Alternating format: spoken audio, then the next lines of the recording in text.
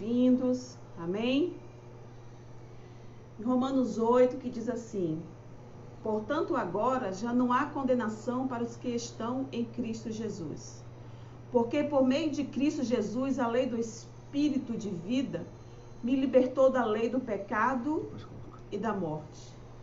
Porque aquilo que a lei for incapaz de fazer, por estar enfraquecida pela carne, Deus o fez enviando seu próprio Filho à semelhança do homem pecador, como oferta pelo pecado, e assim condenou o pecado na carne, a fim de que as justas exigências da lei fossem plenamente satisfeitas em nós, que não vivemos segundo a carne, mas segundo o Espírito. Lê de novo esse versículo 4. A fim de que as justas exigências da lei fossem plenamente satisfeitas em nós, que não vivemos segundo a carne, mas segundo o Espírito. Quem vive segundo a carne tem a mente voltada para o que a carne deseja, mas quem de acordo com o Espírito tem a mente voltada para o que o Espírito deseja. A mentalidade da carne é morta, mas a mentalidade do Espírito é vida. A mentalidade da carne é inimiga de Deus, porque não se submete à lei de Deus, nem pode fazê-lo. Quem é dominado pela carne não pode agradar a Deus. Entretanto, vocês não estão sob o domínio da carne, mas do Espírito, se de fato o Espírito de Deus habita em vocês. E se alguém não tem o Espírito de Cristo, não pertence a Cristo. Mas se Cristo está em vocês, o corpo está morto por causa do pecado, mas o Espírito está vivo por causa da justiça. E se o Espírito daquele que ressuscitou Jesus dentre os mortos habita em vocês, aquele que ressuscitou a Cristo dentre os mortos também dará vida a seus corpos mortais, por meio do seu Espírito que habita em vocês. Portanto, irmãos, estamos em dívida, não para com a carne, para vivermos sujeitos a ela. Pois se vocês viverem de acordo à carne, morrerão. Mas se pelo Espírito fizerem morrer os atos do corpo, viverão. Porque todos os que são guiados pelo Espírito de Deus são filhos de Deus. Pois vocês não receberam um espírito que os escravize para novamente temer, mas receberam o Espírito que os adota como filhos, por meio do qual clamamos: Abba, Pai. O próprio Espírito testemunha ao nosso espírito que somos filhos de Deus. O próprio Espírito testemunha, o Espírito com letra maiúscula, porque é o Espírito de Deus, testemunha ao nosso espírito com letra minúscula, porque é o meu espírito, que eu sou corpo, alma e espírito. Então, o próprio Espírito de Deus testemunha ao meu espírito que somos filhos de Deus. Se somos filhos, então somos herdeiros. Herdeiros de Deus e co-herdeiros com Cristo. Se de fato participamos dos seus sofrimentos, para que também participemos da sua glória. Considero que os nossos sofrimentos atuais não podem ser comparados com a glória que em nós será revelada. A natureza criada aguarda com grande expectativa que os filhos de Deus sejam revelados. Pois ela foi submetida à futilidade, não pela sua própria escolha, mas por causa da vontade que daquele a sujeitou, na esperança de que a própria natureza criada será libertada da escravidão, da decadência em que se encontra para a gloriosa liberdade dos filhos de Deus. Sabemos que toda a natureza criada geme até agora, como que em dores de parto. E não é só isso, mas nós mesmos, que temos os primeiros frutos do Espírito, gememos interiormente, esperando ansiosamente nossa adoção como filhos, a redenção do nosso corpo. Eu vou ler isso de novo, porque isso aqui é muito importante. Não que as demais coisas não sejam, mas eu quero que você preste atenção nisso. Sabemos que toda a natureza criada geme até agora, como que em dores de parto.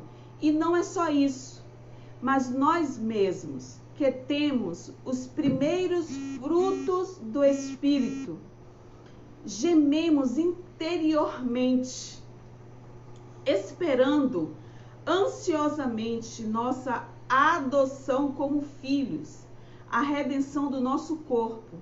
Está se referindo aqui o meu espírito, aquele que foi criado e recriado pelo Senhor. Ele anseia ardentemente que eu espontaneamente me decida pelo Senhor Jesus. Então, o meu espírito anseia que eu veementemente faça e viva a vontade do Espírito, abrindo mão dos meus desvaneios, das minhas vontades, dos meus desejos carnais. Pois, nessa esperança, nós somos salvos. Mas a esperança que se vê não é esperança. Quem espera por aquilo que está vendo? Mas se esperamos o que ainda não vemos, aguardamo-lo pacientemente. Nos ajuda você na nossa fraqueza, na sua fraqueza, pois não sabemos como orar, mas o próprio Espírito de Deus intercede por nós com gemidos inexprimíveis. E aquele que sonda os corações conhece a intenção do Espírito, porque o Espírito intercede pelos santos de acordo com a vontade de Deus. Então, assim, o Espírito Santo de Deus, ele vai estar sempre intercedendo por você, para que você venha fazer a vontade do Espírito de Deus, da vontade de Deus.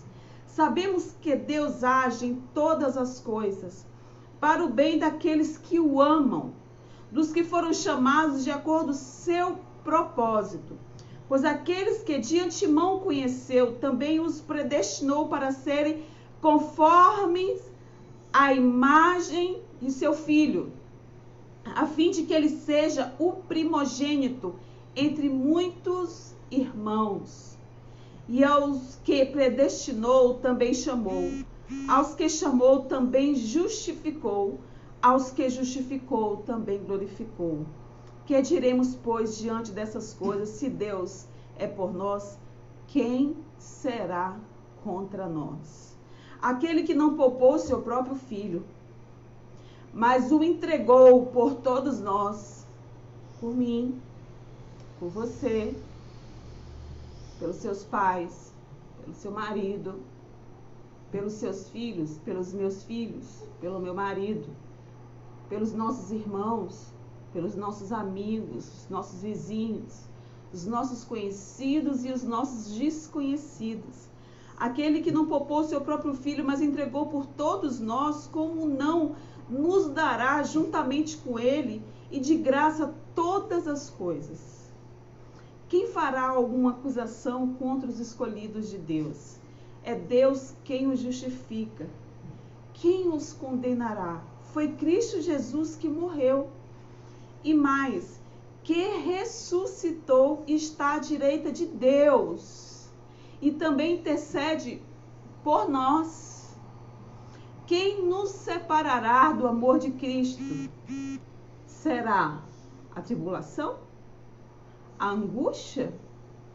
A perseguição? A fome? A nudez? O perigo? A espada? Como está escrito, por amor de ti, enfrentamos a morte todos os dias. Somos considerados como ovelhas destinadas ao matadouro. Mas em todas estas coisas somos mais do que vencedores por meio daquele que nos amou. Pois estou convencido de que nem morte, nem vida, nem anjos, nem demônios, nem o presente, nem o futuro, nem quaisquer poderes, nem altura, nem profundidade, nem qualquer outra coisa na criação será capaz de nos separar do amor de Deus que está em Cristo Jesus, nosso Senhor. Nem altura, nem profundidade, nem qualquer outra coisa, nem a fome, nem a tribulação, nem a ansiedade, nem o medo, nem a incerteza, nada do que nós venhamos sentir nos separará do amor de Deus, porque a criação será capaz de nos amar até a eternidade. Queridos, isso é um texto profundo demais.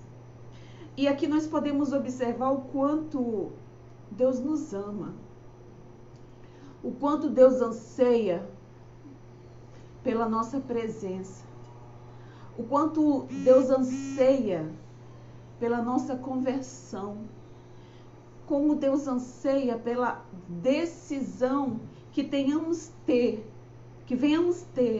de andar com Ele, de servir a Ele, de tomá-lo como o Senhor e o único Senhor da nossa vida, comandando, dirigindo, conduzindo e fazendo dele o Senhor sobre todas as coisas na nossa vida.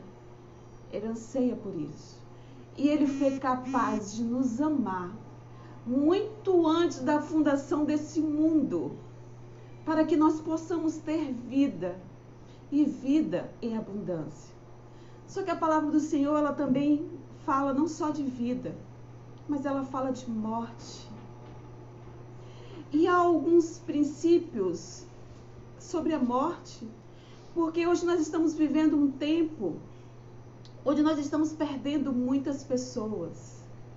Pessoas conhecidas, pessoas familiares. E nós entendemos que a morte é a única certeza que nós temos. Mas é a única incerteza do dia em que partiremos. Porque ninguém sabe o dia e a hora. Ninguém compreende isso. Mas a certeza de que esse dia chegará para mim, para você, isso é um fato. Só que nós não estamos preparados para isso. E nós vivemos as nossas vidas como se esse dia nunca fosse chegar. E também nós vivemos as nossas vidas como se Jesus nunca fosse voltar. E também nós vivemos as nossas vidas como se Jesus, como se Deus fosse apenas um ídolo, um Senhor que fica lá no céu e que não necessariamente comanda nossa vida e que quando nós partirmos, nós iremos nos encontrar com Ele. Isso não está escrito no Evangelho. O Evangelho não fala sobre isso. O Evangelho fala sobre 3 tipos de morte. E eu quero descrever com vocês nessa noite sobre essas 3 mortes. Que primeiro é a morte física. Essa morte física é quando o nosso espírito é separado do nosso corpo. Lá em Gênesis fala que o Senhor soprou o espírito dele. Ele nos deu um fôlego de vida. E quando esse fôlego de vida ele é retirado de nós, nós temos a morte do nosso corpo físico. Então, essa é a nossa morte, a nossa primeira morte, a morte física, né? Assim, todos de nós, portanto, assim como por um só homem entrou o pecado no mundo, e pelo pecado a morte, assim também passou a todos os homens. Porque quando o homem existia no Éden, não existia morte física. A partir do momento que o homem pecou e ele tomou a si como um Deus, porque fala lá em Gênesis, né, que eu não poderia comer daquela árvore. E aí a serpente fala para Eva assim: certamente não morrerás, mas quando você comer, você será como Deus, você saberá coisas como Deus.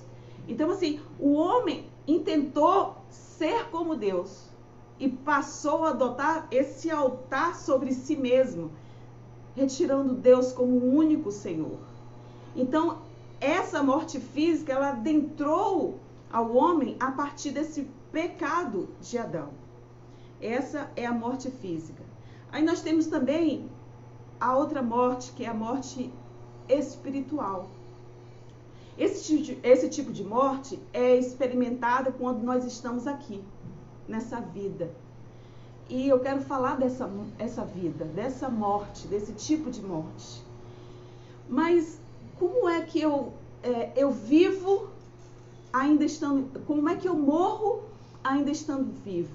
Isso acontece porque essa morte significa a separação espiritual de Deus. Na morte física é a separação do fôlego de Deus sobre o meu corpo.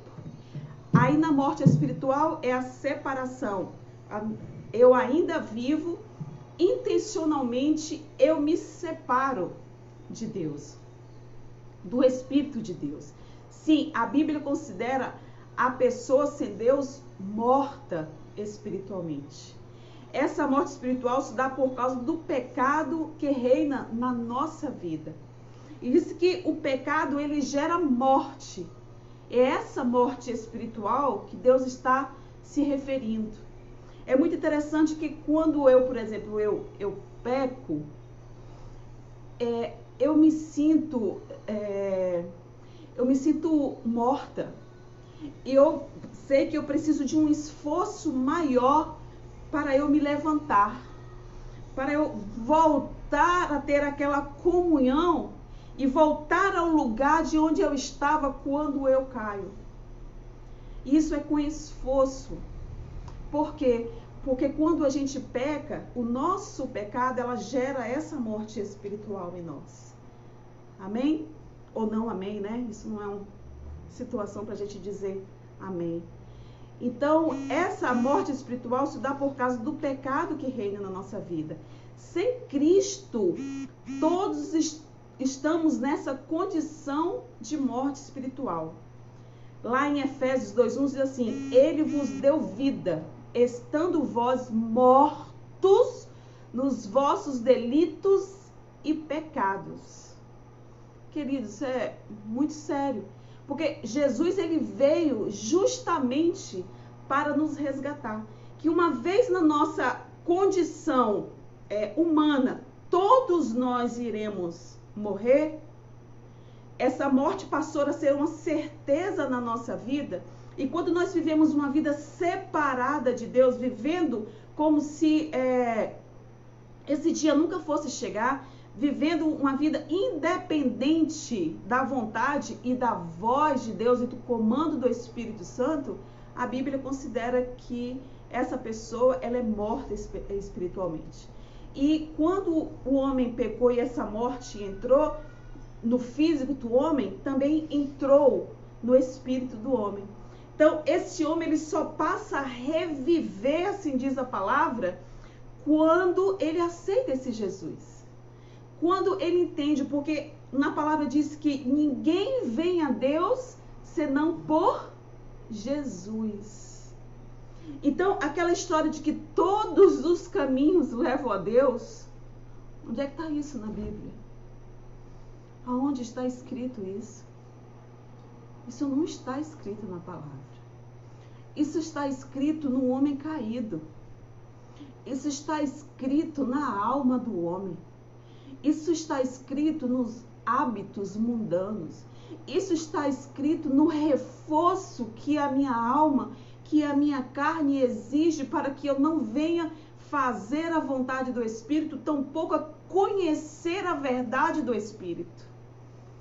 Nenhum caminho a não ser Jesus é o que me leva a Deus. Está escrito na palavra, está escrito no Evangelho. Isso é a palavra de Deus, que é vida, que é poder e que traz ressurreição para cada um de nós. Então, é o entendimento de que Jesus, eu aceito esse Jesus como um Senhor e como aquele que vai direcionar a minha vida, é Ele que vai me trazer vida. Então, porque pela graça sois salvos, mediante a fé. E isto não vem de vós, é dom de Deus. Sem receber essa graça pela fé, todos somos mortos espiritualmente diante de Deus.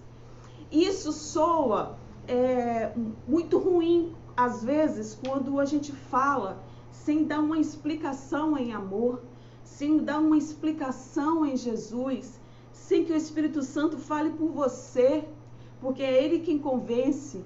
E se eu não faço movida por esse amor e por essa misericórdia, isso soa agressivo sobre os nossos ouvidos, que nós estamos mortos espiritualmente se nós não tivermos a Jesus.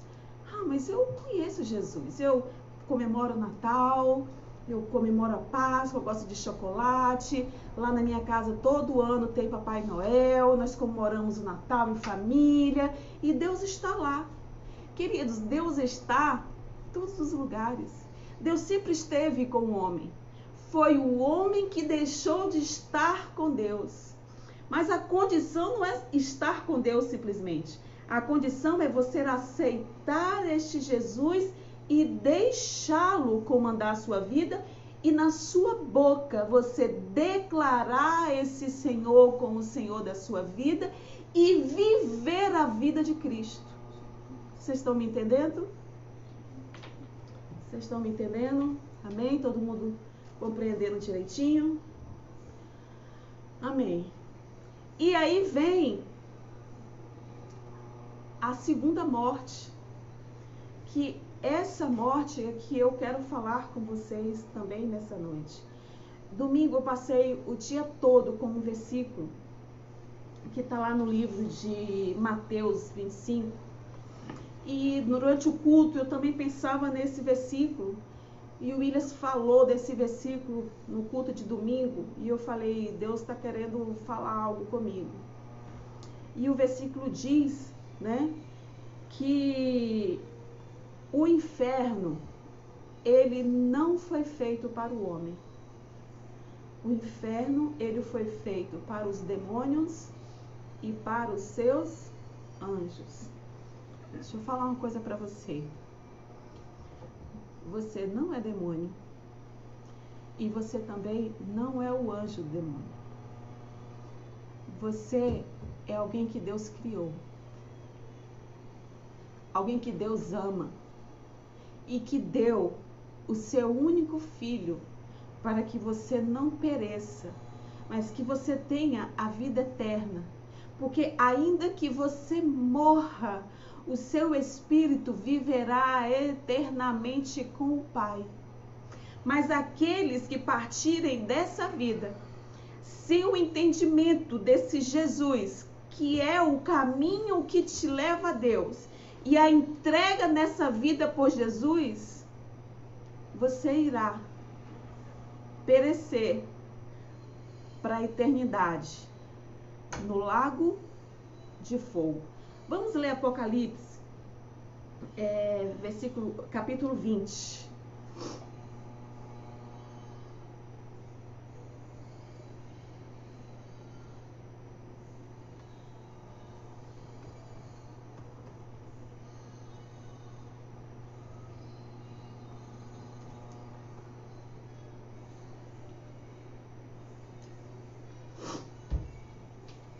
Apocalipse 20, versículo 11, começa assim. Vamos começar do 10, tá bom? O diabo que as enganava foi lançado no lago de fogo, que arde com enxofre, onde já haviam sido lançados a besta e o falso profeta. Eles serão atormentados dia e noite, para todo sempre. Depois vi um grande trono branco, e aquele que nele estava assentado. A terra e o céu fugiram da sua presença, e não se encontrou lugar para eles. Vi também os mortos, grandes e pequenos, de pé diante do trono, e livros foram abertos. Outro livro foi aberto, o livro da vida. Os mortos foram julgados de acordo com o que tinham feito, segundo o que estava registrado lá no livro da vida. E sabe o que é que deve estar registrado o que você fez? É o quanto do seu propósito criado por Deus você viveu. Sim, porque existe o livro da vida. E o seu nome, os seus dias, as tuas obras, elas estarão registradas lá. E haverá um dia em que você estará diante de Deus e que este livro se abrirá diante de qualquer pessoa. E de acordo com o que tinham feito, segundo o que estava registrado nos livros.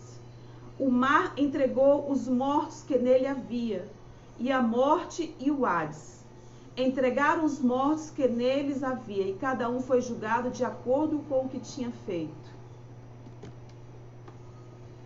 Então, a morte e o Hades foram lançados no lago de fogo. O lago de fogo é a segunda morte. Queridos, isso é muito sério, porque o Evangelho de Deus, Jesus e tudo aquilo que ele construiu nessa terra, ele não é para pessoas que são adeptas de Jesus. São para pessoas que decidem e se convertem a esse Deus. Não é para quem gosta do Evangelho, mas é para quem declara esse Evangelho e esse Jesus como o único ar que ele respira, como a única verdade que ele acredita, como o único amor capaz de ser derramado sobre sua vida e separá-lo para viver uma vida com o Pai. O nome desse Senhor é Jesus. Não é a minha vontade. É o que está escrito na palavra. E não é a minha vontade porque certamente tem muitas pessoas que a gente conhece. Tem muitas pessoas que a gente ama. E que elas ainda não entenderam esse Jesus. E elas ainda não vivem esse Jesus. E quando eu meditava nessa palavra hoje, eu tive uma revelação fantástica de como será bom quando nós encontrarmos as pessoas que a gente ama lá na eternidade. E também como será ruim chegar na eternidade e não ver quem você dividiu a vida. Porque elas não estarão lá, porque elas viveram sobre suas próprias vontades. Elas viveram as suas próprias almas. E ela deixou que a sua carne fizesse a vontade da carne e não agradou a Deus, gerando simplesmente morte no espírito. Isso é muito sério.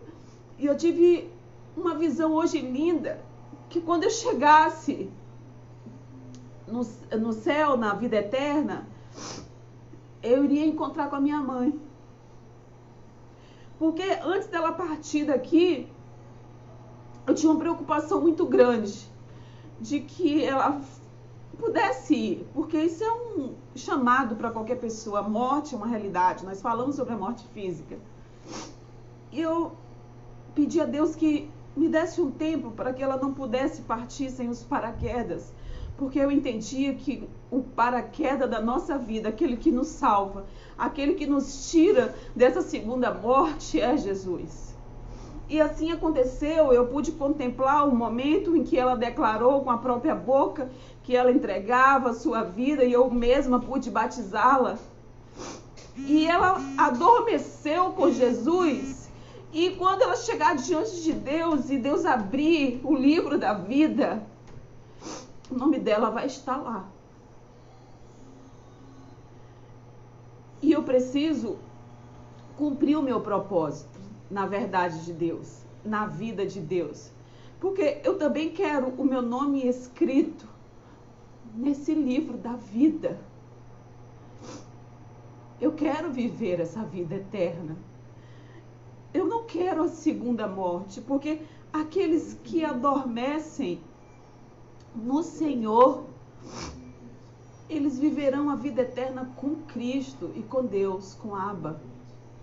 Mas aqueles que partirem sem Jesus, aquelas pessoas boas, aquela boa pessoa, aquele bom pai de família, aquele homem trabalhador, aquele bom filho, aquele isso, aquilo, isso não é a condição para você não viver a segunda morte, que é o lago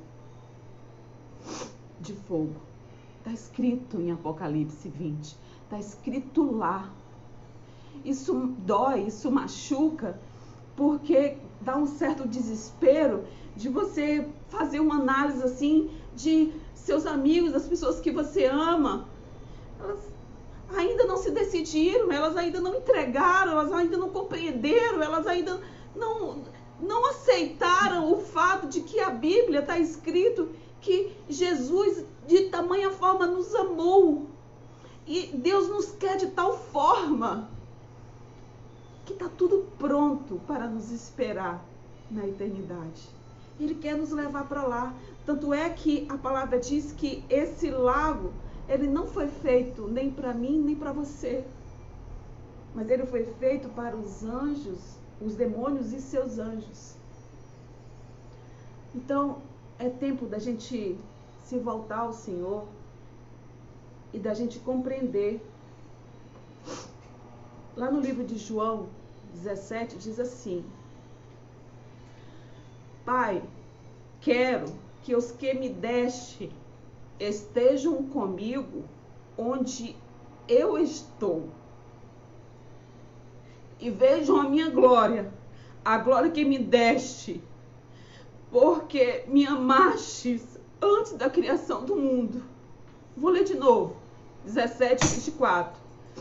Pai, quero que os que me destes, sabe? Quem é os que destes? Aqueles que amam e que se entregam a Jesus e que declaram e que não têm vergonha de declarar esse Jesus como Senhor. Eu quero que esses que o Senhor me deu, eles estejam comigo onde eu estiver. E eles possam contemplar a minha glória, a glória que me destes muito antes da criação do mundo. Queridos, se você ainda não entregou a sua vida a Jesus, eu creio que o dia é hoje e a hora é essa. E se você já entregou a sua vida a Jesus, mas você está simplesmente achando que ser crente é o que te define, você está profundamente enganado. Deus quer trabalhar em você nessa noite. Deus quer trabalhar em mim. Deus quer me fazer mais forte. Porque Ele diz que eu sou vencedora.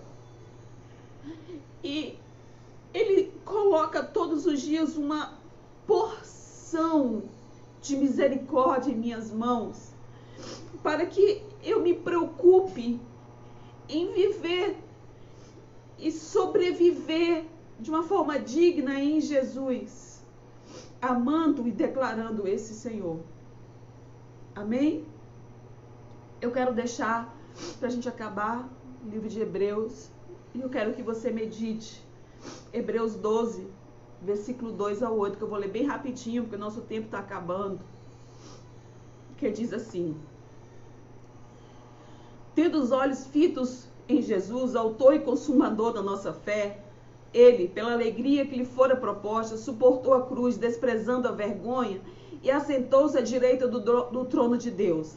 Pensem bem naquele que suportou tal oposição dos pecadores contra si mesmo, para que vocês não se cansem, nem se desanimem na luta contra o pecado. Vocês ainda não resistiram até o ponto de derramar o próprio sangue. Vocês se esqueceram da palavra de ânimo que ele lhes dirige como a filhos. Meu filho, não despreze a disciplina do Senhor. Nem se magoe com a sua repreensão. Nem se magoe com essa palavra que você está ouvindo agora. Pois o Senhor disciplina quem ama e castiga todo aquele a quem aceita como filho. Suportem as dificuldades. Recebam-a como disciplina. Deus o trata como filhos. Pois qual filho que não é disciplinado por seu pai? Amém? Eu quero que vocês possam refletir sobre essa palavra. Você que ainda não entregou sua vida ao Senhor Jesus, você ainda que não decidiu pelo batismo nas águas, o batismo pelo Senhor, o batismo pelo Espírito Santo, tá? Se você quiser entrar em contato conosco, nos telefona, mande uma mensagem que nós entraremos em contato, vamos conversar, vamos bater um papo. Se você que já entregou sua vida a Jesus e sente que precisa ajustar algumas coisas, entre em contato conosco, vamos conversar, vamos falar desse Jesus e vamos orar juntos. Que eu creio que esse Senhor, Ele fará e faz maravilhas sobre mim e sobre você. Eu agradeço imensamente pelo momento dessa noite, pela palavra que o Senhor derramou sobre as nossas vidas. Que você seja profundamente abençoado, em nome de Jesus. Abraço, queridos. Em nome de Jesus. Amém? Glória a Deus.